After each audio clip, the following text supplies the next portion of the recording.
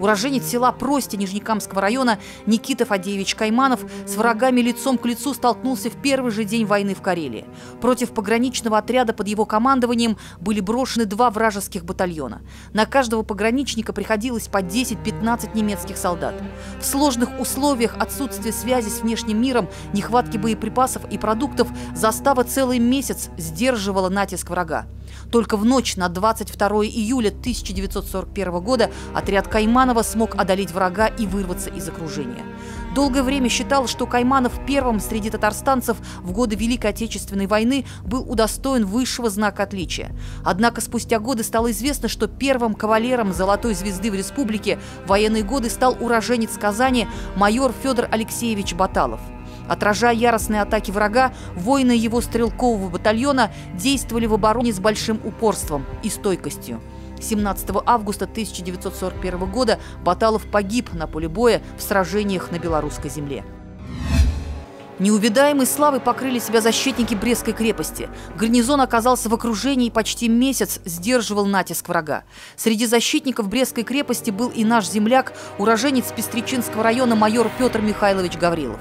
Он сплотил вокруг себя уцелевших бойцов и командиров, расставив заслон в наиболее опасных местах. Фашисты им направляли ультиматумы, требуя сдаться, обещали сохранить жизнь. Но защитники, несмотря на людские потери, нехватку боеприпасов и отсутствие воды, стояли насмерть. Такого упорства немцы не встречали нигде в Европе.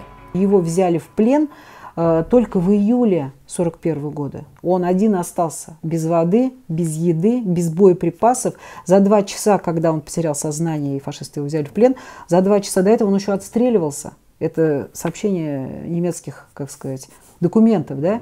Одним из тех, кто в первые минуты войны встретился с противником в воздухе и направил свою боевую машину на вражеский самолет, был командир звена 124-го истребительского полка Дмитрий Кокарев. Когда в пулеметах кончились патроны, бесстрашный летчик винтом своего истребителя разрубил хвост немецкого бомбардировщика, а свою машину смог посадить на свой аэродром. Сбивший 5 вражеских самолетов, Кокарев погиб в октябре 1941 года, защищая Ленинград. Дивизионом «Катюш» на подмосковной земле, который наводил ужас на немецких солдат, командовал уроженец Альметьевского района Бары Юсупов. В одном из боев гвардии полковник был ранен, ослеп, но не оставил занимаемый рубеж. Магуба Сыртланова – одна из легендарных летчиц Таманского женского полка бомбардировщиков По-2, которых фашисты, боясь и ненавидя, прозвали ночными ведьмами. А за сбитый самолет По-2 вручали Железный крест. Прорываясь на низкой высоте к железнодорожным узлам, штабам и переправам, Магуба Сыртланова вдребезги разносила стратегические объекты. А через час ей по уставу нужно было уже возвращаться на добивание и фиксацию результатов.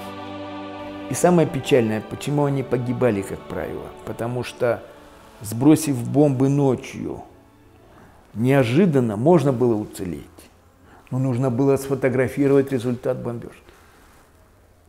То есть нужно было вернуться и доказать, что ты попала.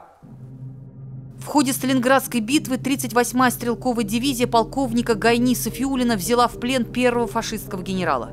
Воины дивизии уничтожили 108 танков, 22 самолета и более 400 орудий. Про самого Гайни Бекеевича говорили, что это был татарин, воевавший не по уставу. Своих солдат он поднимал в атаку не днем, а ночью, когда враги спали беспробудным сном. Герой Советского Союза практически без потерь со своей дивизией смог дойти до Европы. Именно под Сталинградом в декабре 1942 года несколько десятков снайперов с винтовками и бутылками зажигательной смеси смогли обезвредить 230 фашистских танков, не пропустив тем самым Эриха Манштейна, одного из самых знаменитых нацистских преступников и военачальников Третьего рейха, который шел на помощь командующему 6-й фашистской армии Фридриху Паулусу. Имена советских солдат, не пропустивших танковый кулак Манштейна, смогли узнать только через десятки лет уже в мирное время. Во время раскопок найдут их именные медальоны, а позже назовут панфиловцами из Татарстана.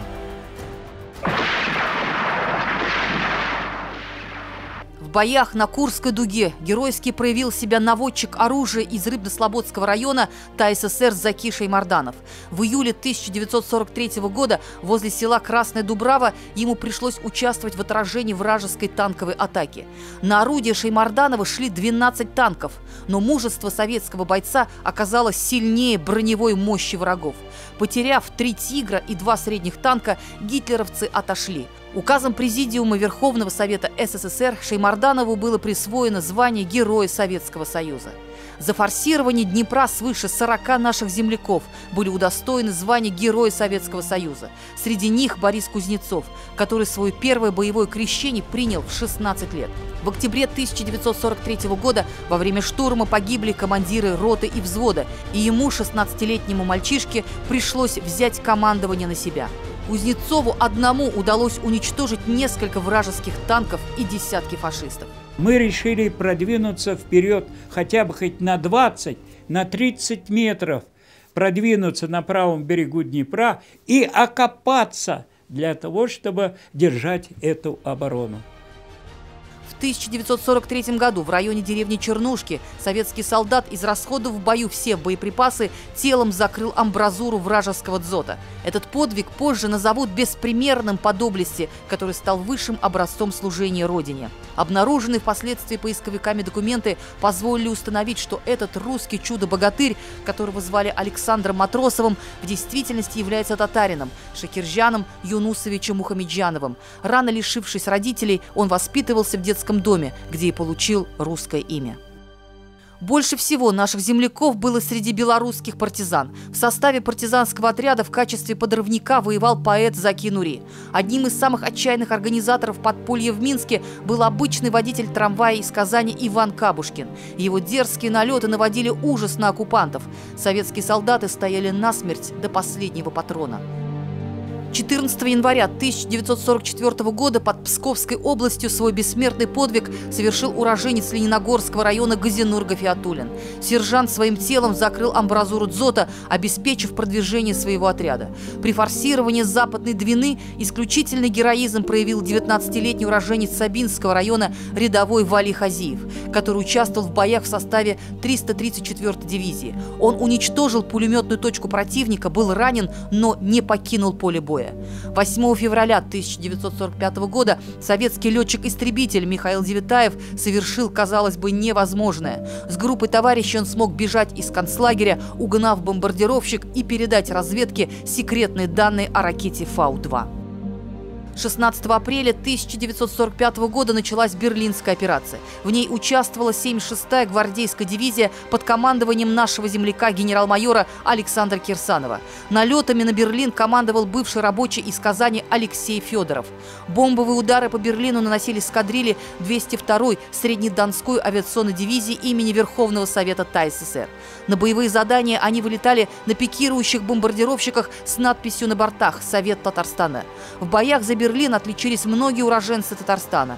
Сержант Габдулла Гарифуллин из деревни Янгулова Балтасинского района водрузил красный флаг над одним из зданий города.